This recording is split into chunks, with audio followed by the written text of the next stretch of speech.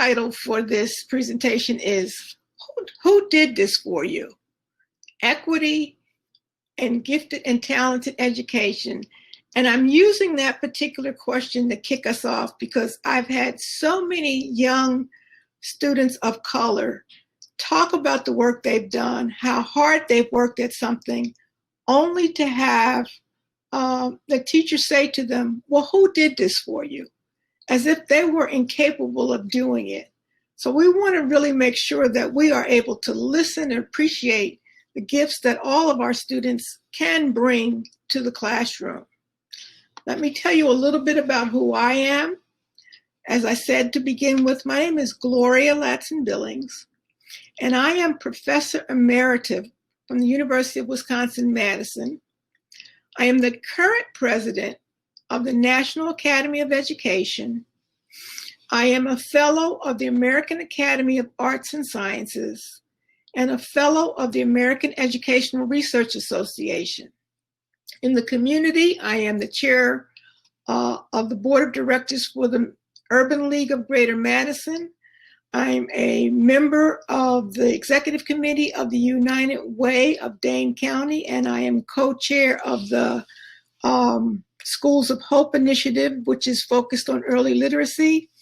And I am a member of the board of directors of the Madison Children's Museum. So I have this interesting set of volunteer and work-related kinds of tasks, but all of it tied to education. So one of the questions that I often ask teachers is, who is the highest performing subgroup in U.S. schools? It's not unusual for people to say Asian Americans. And sometimes they'll be really specific about which group of Asian Americans, whether it's Chinese Americans or Japanese Americans. Or they may say, particularly in Wisconsin, white Americans. And neither of those are unusual choices to make given our population and given what we kind of see everywhere. Rarely would I hear someone say Latinx Americans. And never has anyone said Black Americans.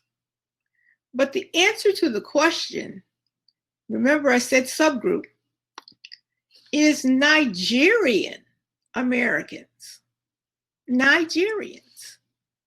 So for example, in the last several years, the only students accepted to all of the Ivy League schools have been a group of Nigerian students, both male and female. So right there, that tells us that sometimes what we have in our mind about who can be successful is incorrect. And these are the actual students who've been accepted over the last several years to all of the Ivy League schools. When we think of Black students in the US, we know that they are 16.7% of the total school population, but they are 9.8% of gifted and talented programs, while they're 53% of remedial classes and programs. So that is a clear disproportionality regarding where they sit in our schools, that more than half of them, or more than half of our remedial classes and programs are filled by Black students. And in Wisconsin, what we know is that we have the largest Black-white achievement disparity in the nation. And this is measured by the National Assessment of Educational Progress, what we call the nation's report card. We know that 63.3% of white fourth graders scored advanced or proficient on the English language arts test of NAEP. We know that 13.8% of Black fourth graders scored advanced or proficient. So you see this big disparity, something like a 50% disparity around. When we look at eighth graders, 45.6% of white eighth graders scored advanced or proficient. on that NAEP test in English Language Arts, and 4% of Black 8th graders scored advanced or proficient. So here we have 41% difference. So these are huge disparities on a test that is given across the nation between Black and white performance.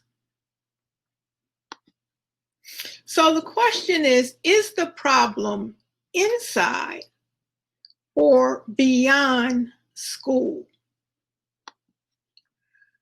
Well, the research suggests that teachers are accurate in identifying gifted students 2 out of 10 times.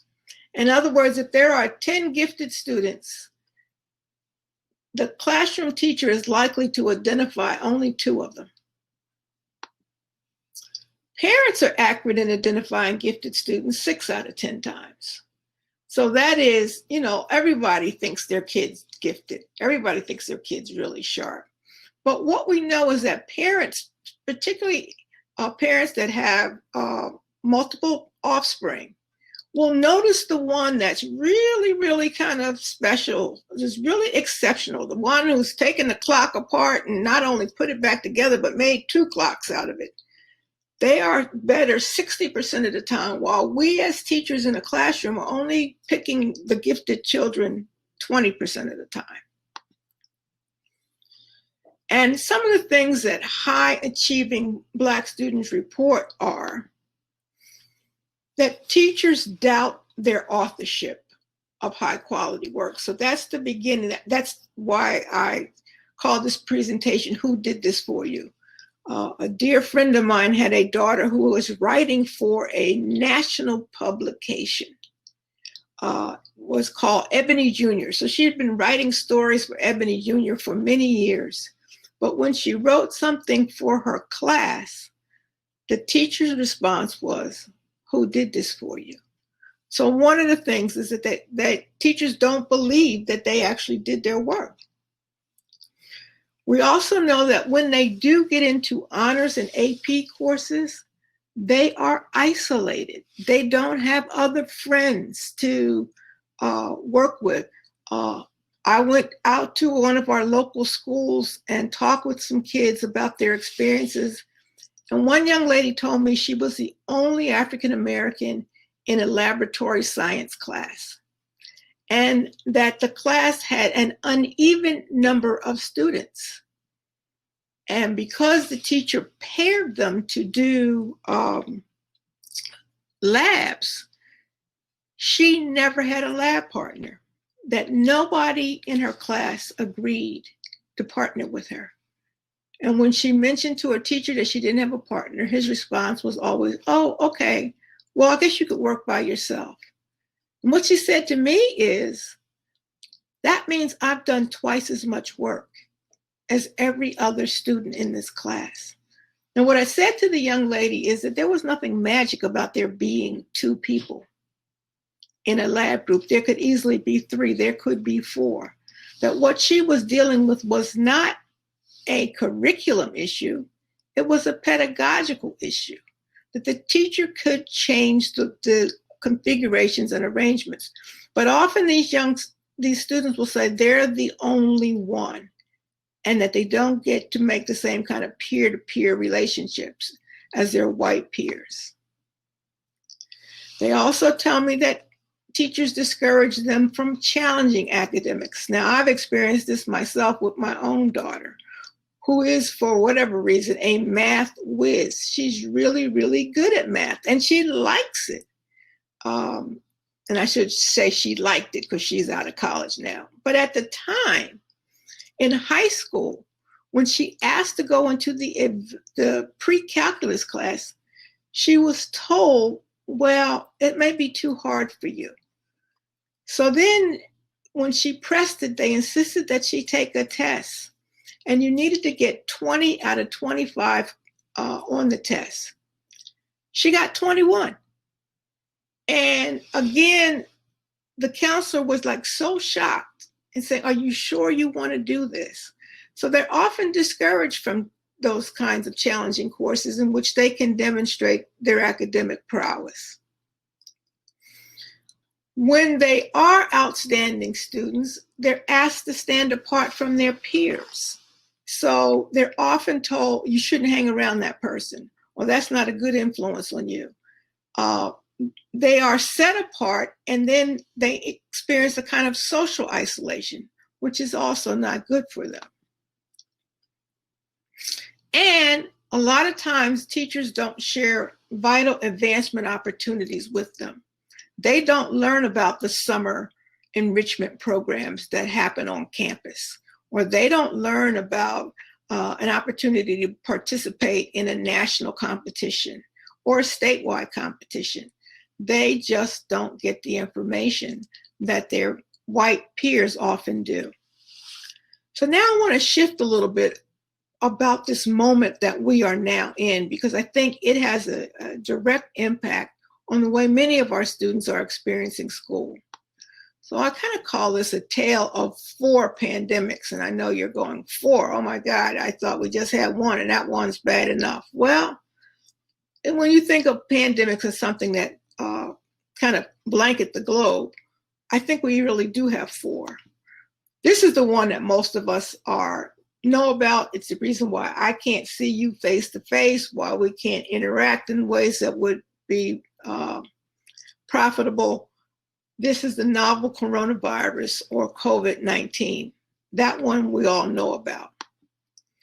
But this summer we have witnessed another pandemic. That is the pandemic of anti-Black racism. And we call it a pandemic because when George Floyd was killed, all kinds of protests sprung up, not just in the US, but around the world, people recognizing that something is very wrong with the way we treat certain groups of people. The third pandemic is what I see as the coming economic collapse. Right now, we have some laws in place to help folks hold on to their apartments and not have to pay rent or not pay their mortgages because of some government intervention, but that won't go on forever. And they will have to pay all of that money in arrears. There are people who have lost their jobs. I just read a report talking about the high percentage of women who have left the workplace. So our economic situation is dire, and it's pandemic because we are in a global interconnected economy. So it's going to impact everyone. And then the fourth one, we kind of know about it academically, but we don't really talk about it, and that is climate catastrophe. I'm especially attuned to it as a grandmother whose grandchildren all live in California. And so I've heard on a regular basis how tenuous the situation is there. And I like to give you all 4 of these pandemics because they're all impacting our students to some degree or not. If you're not on the West Coast, but you're in the Gulf Coast region, you've seen more hurricanes, more intense hurricanes, and more of them. We've actually gone through the entire alphabet and now are into the Greek alphabet with storms. Or the drought conditions. The climate is changing and it is having an impact. So all of these things are going on. But I want to introduce you to an Indian novelist by the name of Arundhati Roy, because she's written a very powerful essay about the nature of pandemics. And she says, historically, pandemics have forced humans to break with the past and imagine their world anew.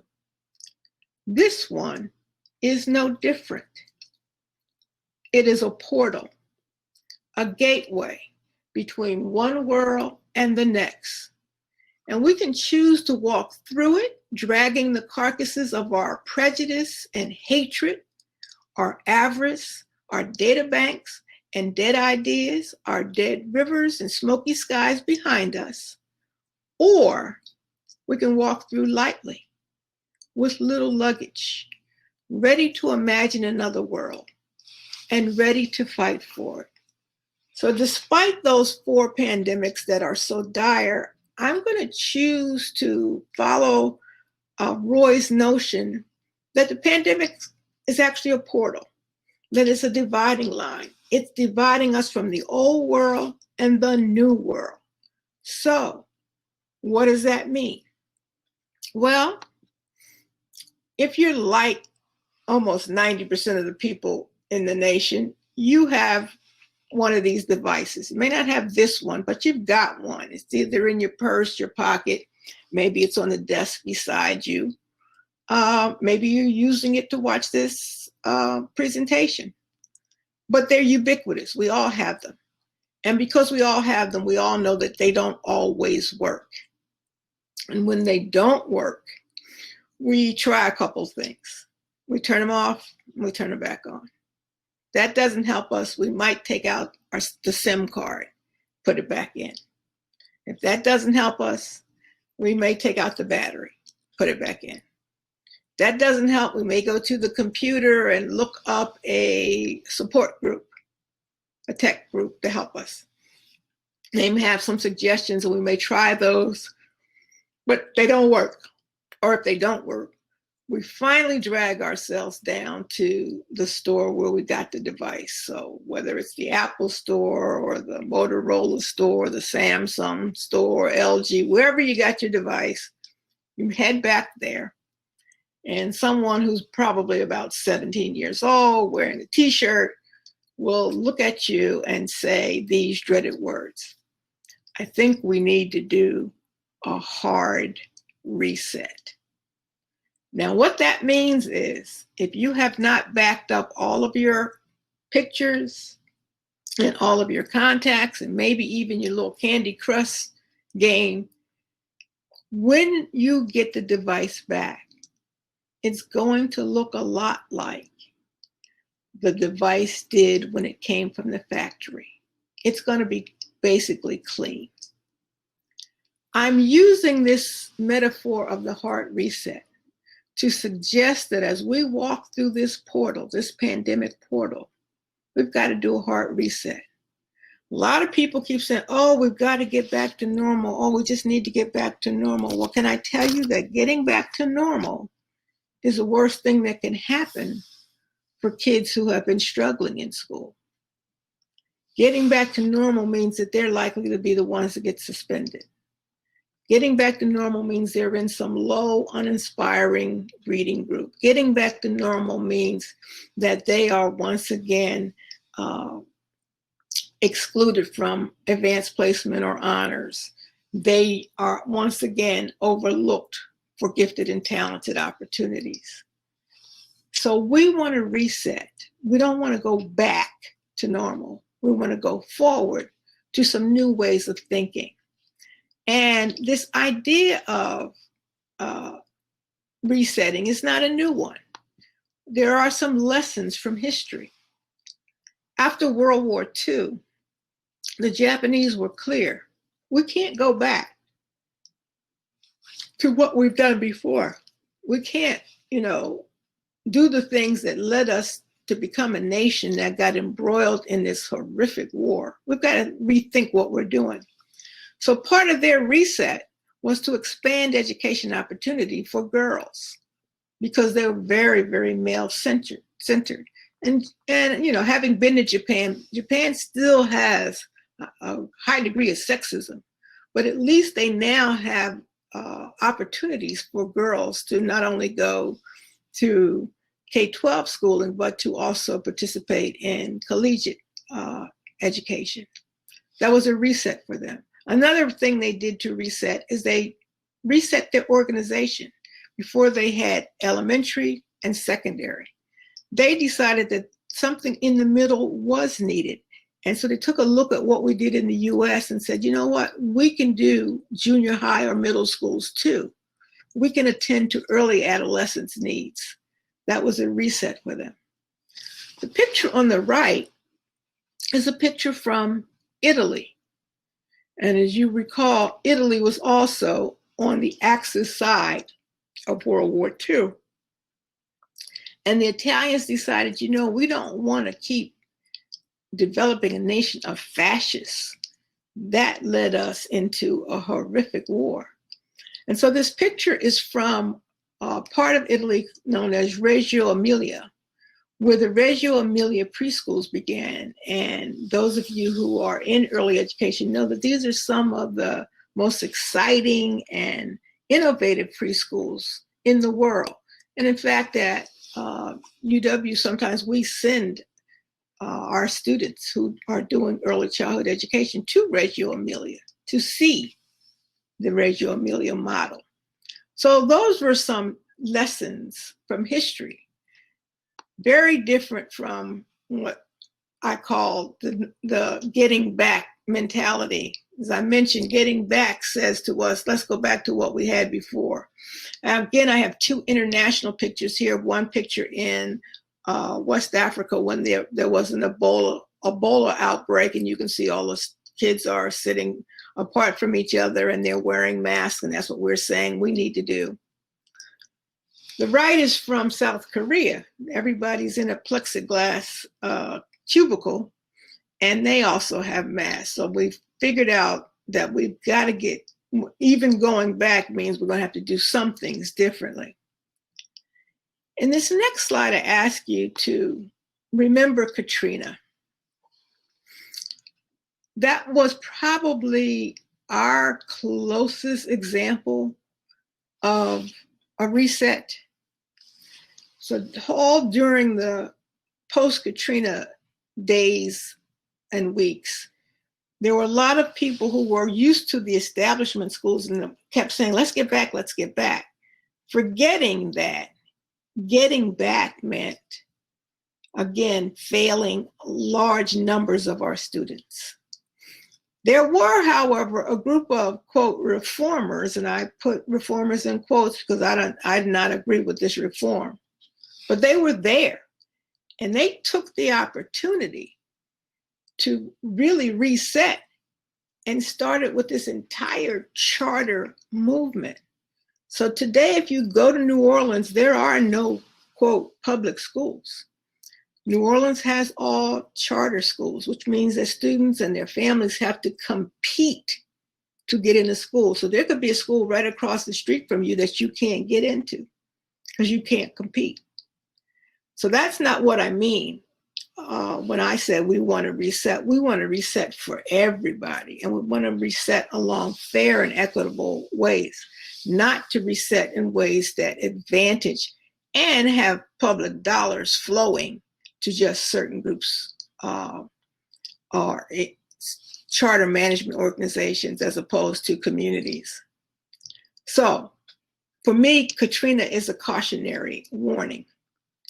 Let's take time to talk a little bit about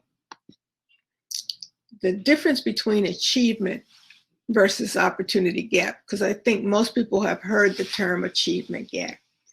And I think achievement gap is a problematic way to think about what we're struggling with when we want to make sure we want to identify more students of color and have more equity in gifted and talented education programs. If you're thinking about achievement gap, then you think that there's something wrong with the student's cognition. If you think about an opportunity gap, you're asking, is there a problem with the teacher qualification? And what we know from the data is that in schools serving large numbers of Black and Brown students, the likelihood that those students will have a teacher in mathematics and or science that doesn't have full qualifications in that area are much higher than in schools serving wealthier and mostly white students.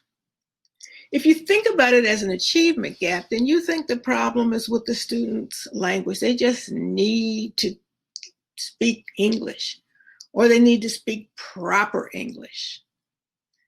If you think of it as an opportunity gap, you might think that perhaps it's a problem with the course offerings. What is it that we actually offer students? What do they have access to? So we know, for example, that there are courses particularly in the high school curriculum, that don't lead to anything. General mathematics doesn't lead to anything, so why are you offering it? I've been at schools where I've been on accreditation visits. I was in a school in Oakland, California, where there was no physics course in the high school, not at all. So even if you wanted to take it, you couldn't take it because they didn't offer it. So that isn't a problem of achievement, that's a problem of opportunity. If you think of it as an achievement gap, you think of it as a problem with the students and a problem with their parents. You say things like, oh, their parents don't value education. Or these students just not focused. Or you might broaden it and think of it as a problem with their culture. What it is about that culture that they don't seem to do very well in school. But if you think of it as an opportunity gap, perhaps you're thinking about a problem with course access. Who actually gets to take algebra?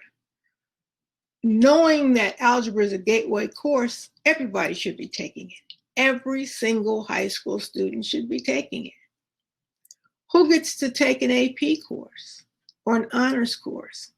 And I know that schools don't like it when I do this, but I often tell parents, make sure your child takes at least one AP course. I don't care whether your child is headed to college or not. Take one. Take an AP course in something that they're interested in. If you like biology, take the AP biology class. Now, I know what the pushback is. Oh, they're not going to pass the test.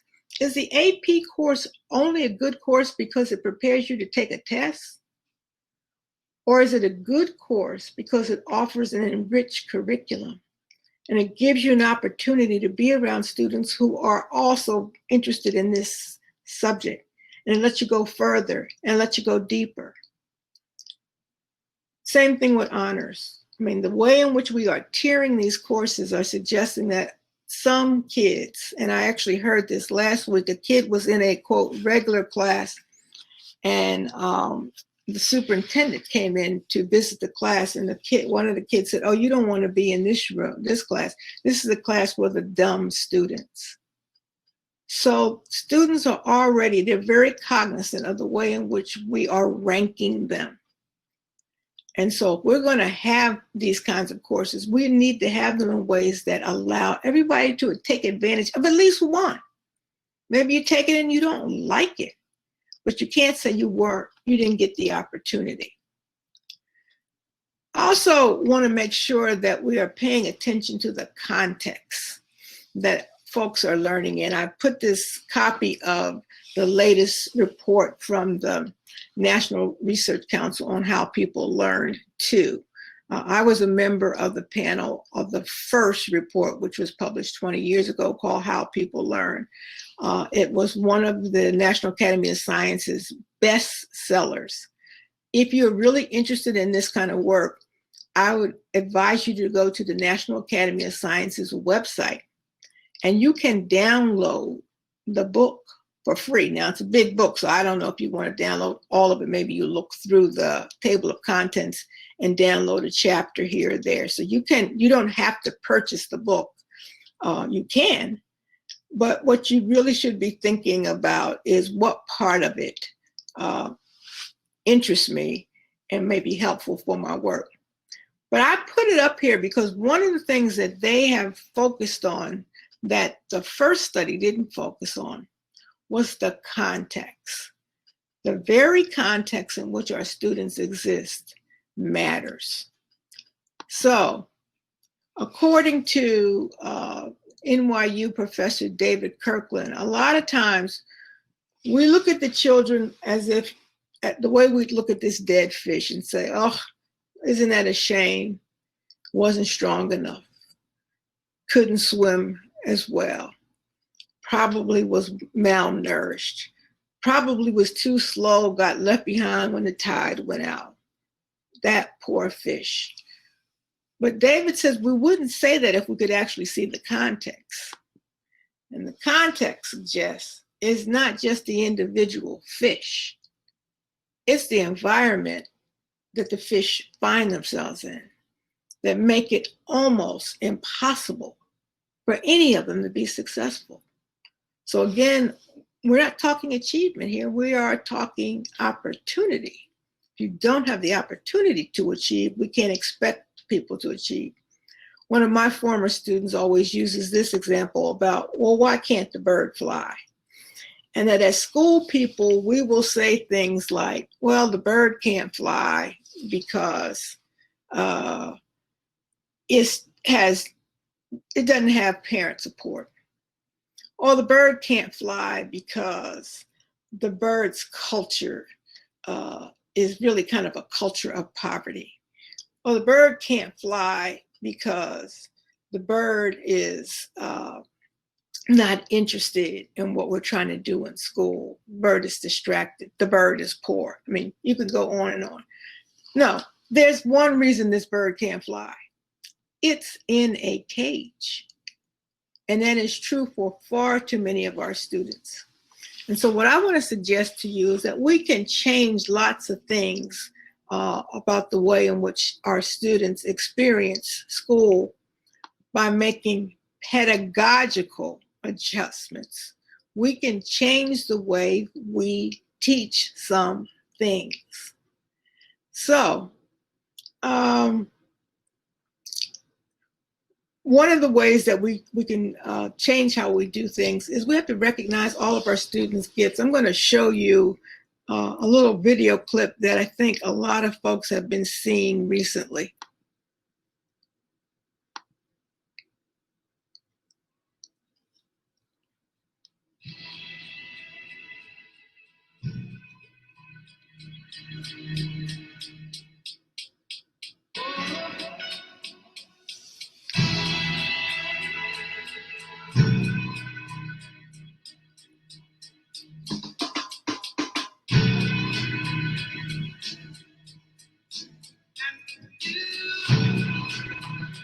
Neighborhoods are ovens with windows.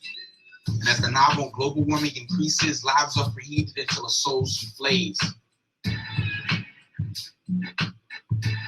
Pancakes that projects are poured over with a humid as thick as molasses. Heat and humidity are the perfect appetizer on death's plate. It's an all-you-can-eat buffet from May to October, and senior citizen discount is every day. If thermometers can measure temperatures, they should be able to measure human anxiety. As the temperature rises, we reach boiling points. Attitudes of those around us rise quicker than mercury, and the pressure of staying cool causes us to explode. Compressed living complexes circulate heat and cause compressed feelings to converge upon our neighbors in the hood.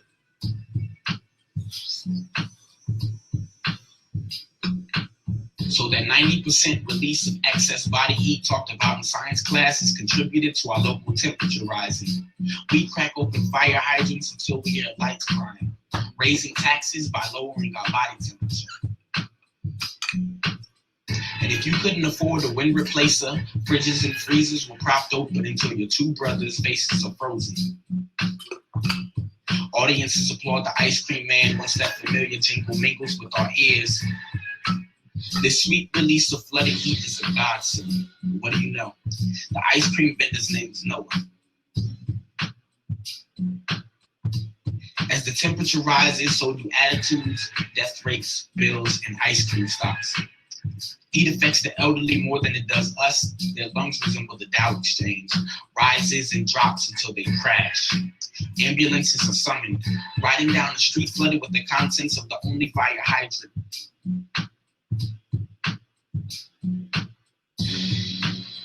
We have only just begun to fry.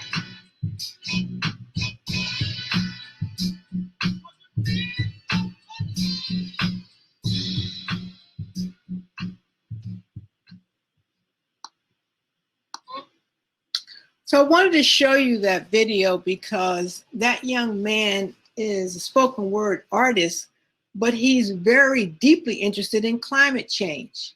And we actually recruited him to the University of Wisconsin's award-winning First Wave program, which is a program for hip-hop art scholars. But he didn't come to study hip-hop. He came to study environmental studies. That was his deep passion. But I wonder how many science teachers recognize Elijah's deep interest in science. Those are the things that concern me, that our students often come with interests and talents in areas that our teachers don't recognize. They knew he was a spoken word artist, but they weren't really listening to what he was saying. I'm showing you here an example of a colleague by the name of Yuri Treisman, who did a study many years ago.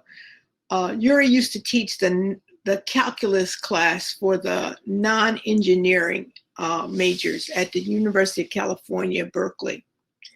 And he noticed a pattern that his Mandarin-speaking Chinese students, and of course, when you live in the Bay Area, you can be that specific. They were Mandarin speakers, were doing so much better than the Black students in his class, and he couldn't figure out why. And he sent out a survey to colleagues across the University of California, Berkeley campus and said, I have this dilemma. I teach a calculus class for non-engineering majors, and I see a pattern of achievement in which my Black students are doing so much worse than my Mandarin-speaking Chinese students. Why do you think this is so? The number one response from faculty at UC Berkeley when he sent the survey out was, oh, well, the Black students, they lack motivation. Now think about it. They're at UC Berkeley. They're at one of the top universities in the country, but yet they lack motivation. How did they even get to Berkeley without any motivation? But that's a mindset that faculty had about why they weren't doing as well. The second thing that they said was, well, they're poorly prepared. Now, it's interesting because they did get into Berkeley. They had the grades and the scores to get into Berkeley, but Yuri went and checked on the students' grade point averages and found that their grade point averages were equal to their Chinese, Mandarin-speaking Chinese classmates.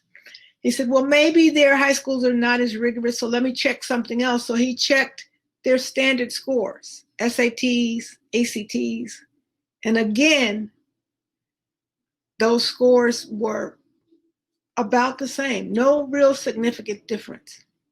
And the third thing people said, oh, well, they lack family support. The Chinese students have family support, but these kids don't really have it.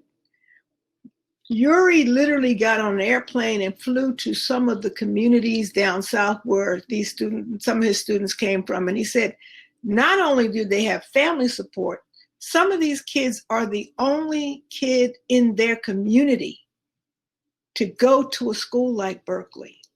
And when you're in these little small country towns, you will see banners strung across Main Street saying, go Jerome, we're all rooting for you.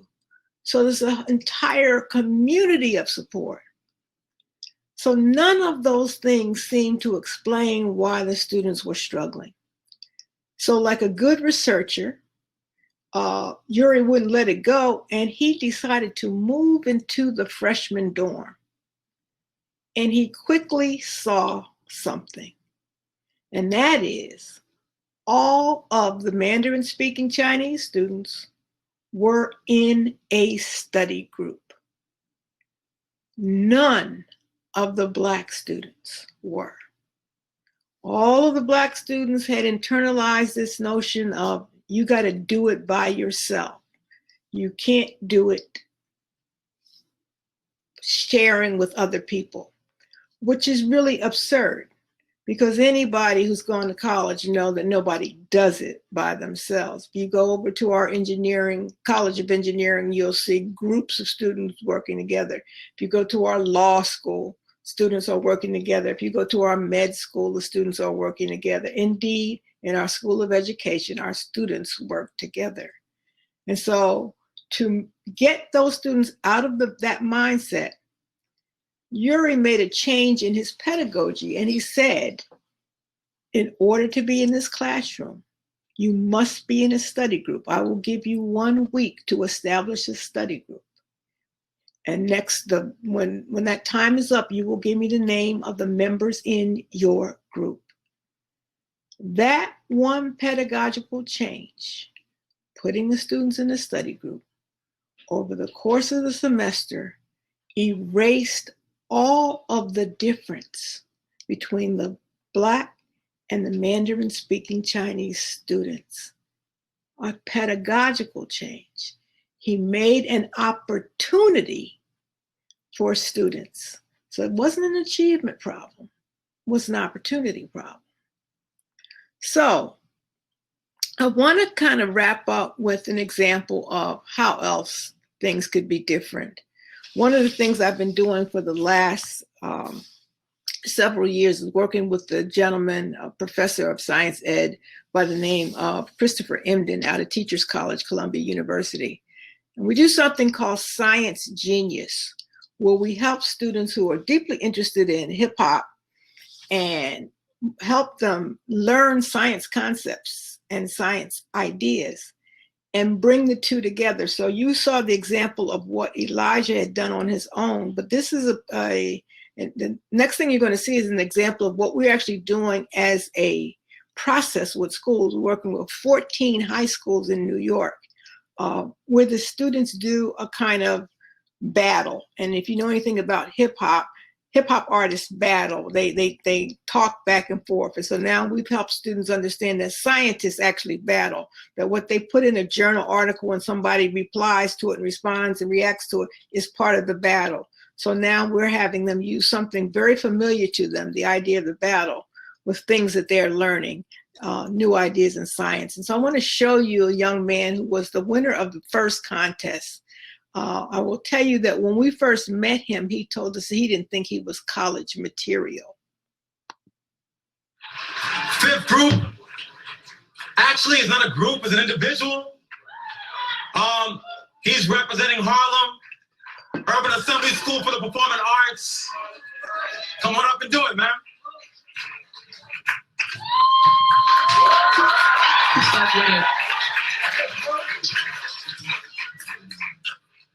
Got that sound guy. I want to tell y'all a little something about work in Connecticut, all right? Clap hands for me, please. Jack.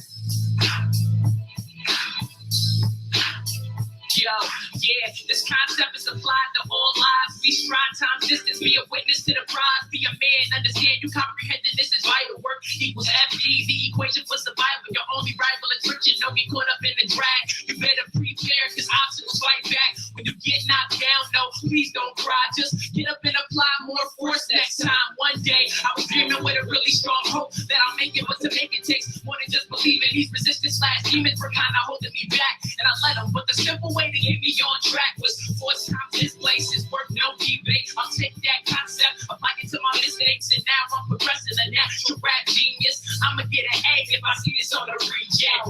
Here's a lesson, I know it kinda hurts, but if you truly wanna work, then there must be progression, cause FD equals W the rule, and the unit measurement for the product is called joules. Cool, I did the work, I'm trying to let it flow. The more people I know, kinetic energy grows, so I'ma go to work, convert all of my potential, and as my speed increases, and I'ma go exponential. The work has been applied, as my equations are correct. The energy that is left creates a domino effect. My mass is what I'm bringing to the table. Underestimate your wish that you had brought a bigger dinner plate. Separate me from the fakes, let me educate. Velocity's my following, and that's what I'ma generate. Through these shows and gigs, just overcoming all the friction to the point where friction doesn't even make a difference. I feed my interest with the laws of physics. When envy multiplies, the picture is painted vivid. The work was just something that got me inside the door. Now we swearing the V and it's exponentially more. I got a lot of store in the V's, cause I'm progressing my M. And when you multiply them, there's no end to the good. That's the energy, you better be prepared. Filling you up with envy with my 150 squared. Yo, here's a lesson. I know it kinda hurts, but if you truly wanna work, then there must be progression, cause FD equals W's the rule. And the unit measurement for the product is called joules. Cool, I did the work, I'ma try to let it flow. The more people I know, kinetic energy grows. So I'ma go to work, convert all of my potential, and as my speed increases, then I'ma go exponential.